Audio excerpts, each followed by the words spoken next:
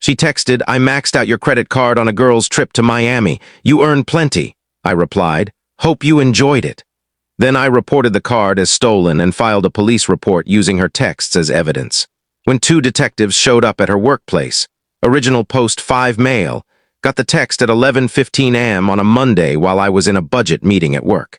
My girlfriend, Brianna, 29, had borrowed my backup credit card for emergencies when she started her new job 3 months ago. We'd been together 2 years, living together for the last 8 months in my condo. The text, "Hey babe, had the best weekend in Miami with the girls.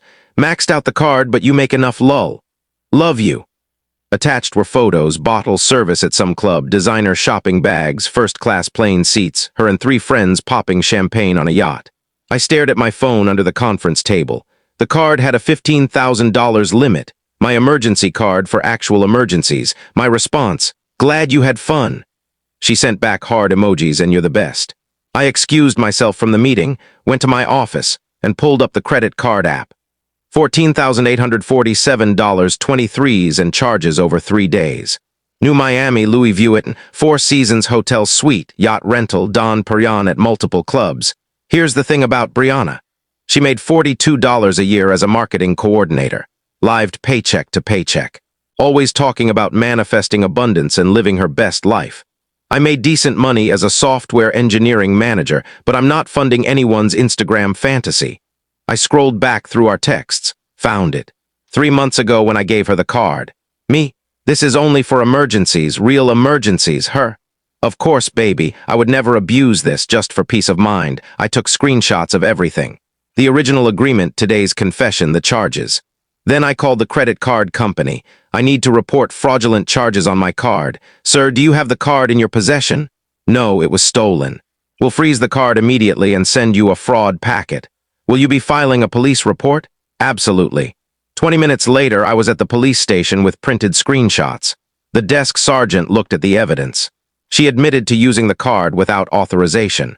She had authorization for emergencies only. This was clearly not an emergency, and she knew the limit and deliberately maxed it out. According to her own message, yes. He shook his head. "We see this more than you'd think. The detective will want to speak with her." I filled out the report. Fraud over $10,000 is a felony in my state. Went back to work.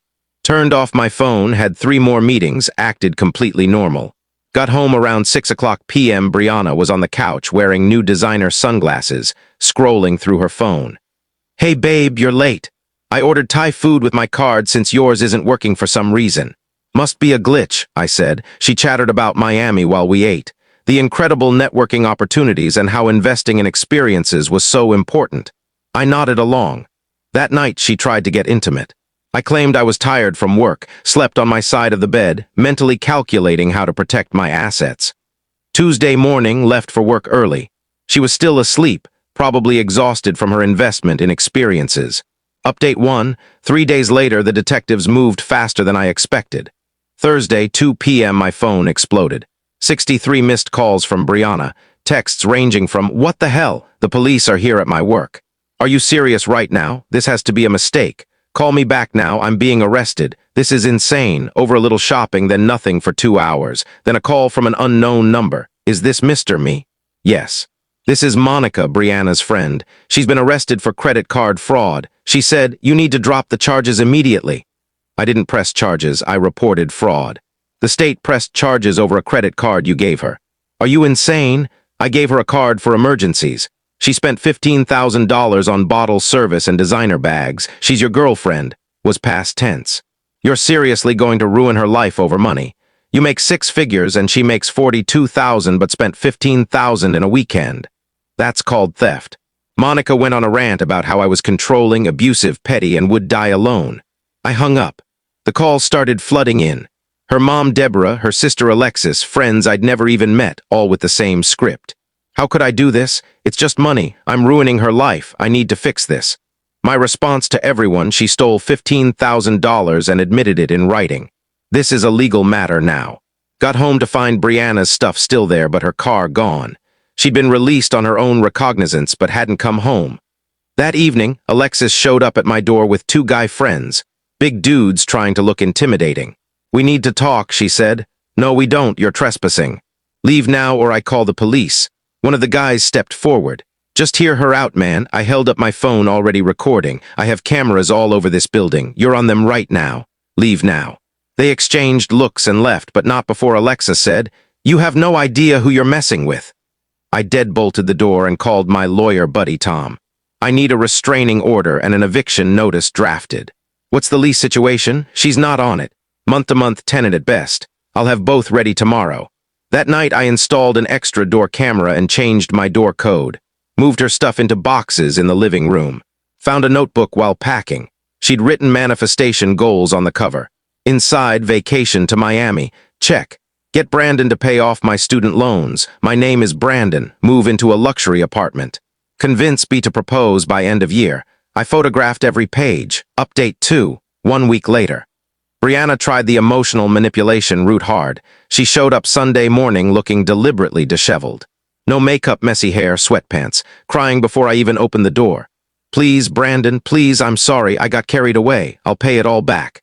"How? You make $42 a year and have $30 in student loans." "I'll get a second job. I'll sell my stuff. Please don't let them prosecute me. I could go to prison over a mistake." "Stealing $15,000 isn't a mistake. It's a crime. I didn't steal it. You gave me the card for emergencies. You knew that. You admitted knowing that in your text." She switched tactics. "I've been so depressed. The pressure from social media. Everyone's living these amazing lives. Then I just wanted to feel special for once. I think I need therapy, not jail. You can get therapy. Jail has counselors. How can you be so cold? We lived together. We talked about marriage. You talked about marriage, specifically about me proposing by year's end, according to your manifestation journal." Her face went white. "You went through my stuff while packing it. It's in boxes by the door. You have 72 hours to get it per the eviction notice." She lost it. Full screaming meltdown on my doorstep. "You're a monster, a petty, vindictive monster. I hope you die alone. No woman will ever love you." The neighbors came out. I stayed calm, recording everything on my phone. "Brianna, you need to leave. The restraining order paperwork is filed. If you don't leave, I'll call the police." "Call them. Tell them how you're ruining my life over nothing." Mrs. Patterson from next door piped up. "Honey, you just admitted to stealing his credit card on his doorstep camera. You should probably stop talking." Brianna spun around. "Mind your own business, you old bat." "Old bat who used to be a prosecutor," Mrs. Patterson said cheerfully. $15,000 in credit card fraud. That's prison time, sweetheart." Brianna ran to her car and peeled out. Monday brought the escalation. Her mom, Deborah, called my office, got through to my boss by claiming to be a client. "Your employee Brandon is destroying my daughter's life. He's vindictive and abusive." My boss called me in. I showed him the police report and texts. "Jesus. 15 grand in Miami. Is she insane? Apparently. Take the day if you need to deal with this. I'm good. Work keeps my mind off it." But Deborah wasn't done. She posted on the company's Facebook page, Google reviews everywhere. "Brandon last name is an abuser who preys on young women. HR had to get involved. I provided all documentation. They sent Deborah a cease and desist." Tuesday, Brianna's lawyer contacted me. Not a criminal lawyer, some personal injury ambulance chaser she found. "My client is willing to settle this matter civilly. She'll agree to pay back $5,000 over 2 years if you drop the criminal charges." "I can't drop charges I didn't file.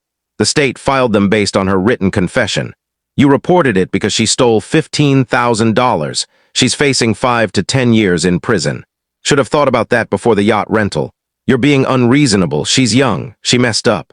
She's 29, not 19, and it wasn't an accident, it was straight-up theft."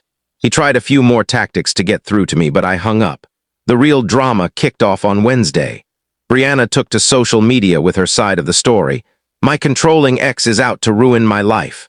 I used a credit card he gave me, and now he's trying to get me arrested. This is what happens when you date insecure guys who can't handle strong, successful women chasing their dreams." She threw in buzzwords like abuser, narcissistic abuse, and toxic masculinity. The comments were a mixed bag. Her friends backed her up, but then someone asked, "How much did you spend?" She dodged the question. Another person dug up the public arrest record, $15,000, yikes. The tide turned quickly. People started calling her out, and she deleted the post, but screenshots were already everywhere. Update 2 weeks later, the preliminary hearing was yesterday. Brianna showed up in a sharp, probably borrowed suit, likely from Alexis, trying to play the part of a remorseful professional. The prosecutor laid it out. The defendant was given a credit card for emergencies only. Text messages proved she knew this.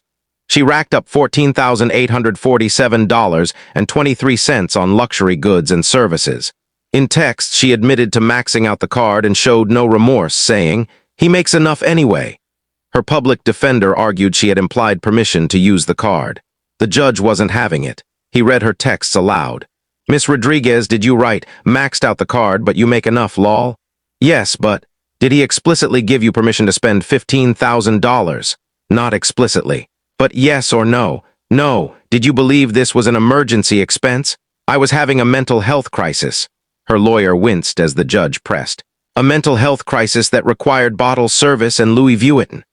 The judge moved the case to trial, letting Brianna stay out on personal recognizance, but advising her to consider a plea deal. Outside the courthouse, Deborah, Brianna's mom, was waiting with a group of her friends. They tried to confront me, but my lawyer, now officially hired, stepped in. "No contact. There's a restraining order," Deborah shouted. "You're ruining her future. She'll lose her job and have a record over money you can afford to lose." My lawyer stayed calm. "Ma'am, your daughter stole $15,000.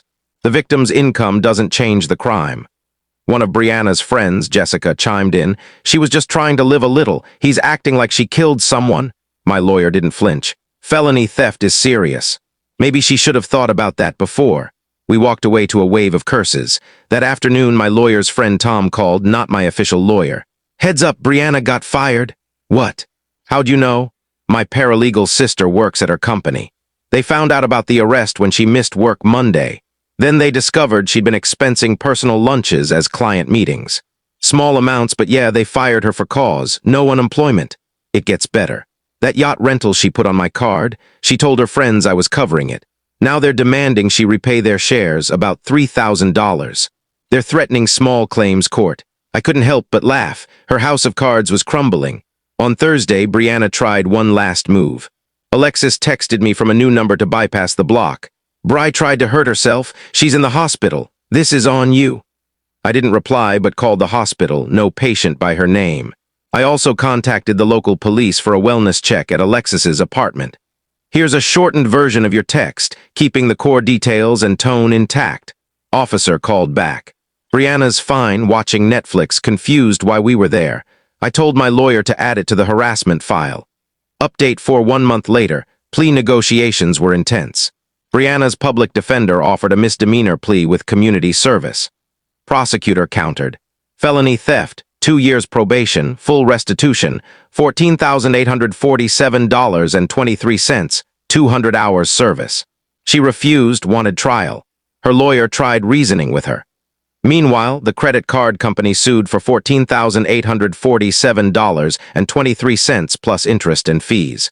Served at Alexis's apartment, Alexis called from a new number begging me to say I gave permission. "That's perjury. I refused." She hung up. Brianna went on a podcast, When Love Turns to Legal Warfare, hosted by her friend Nicole.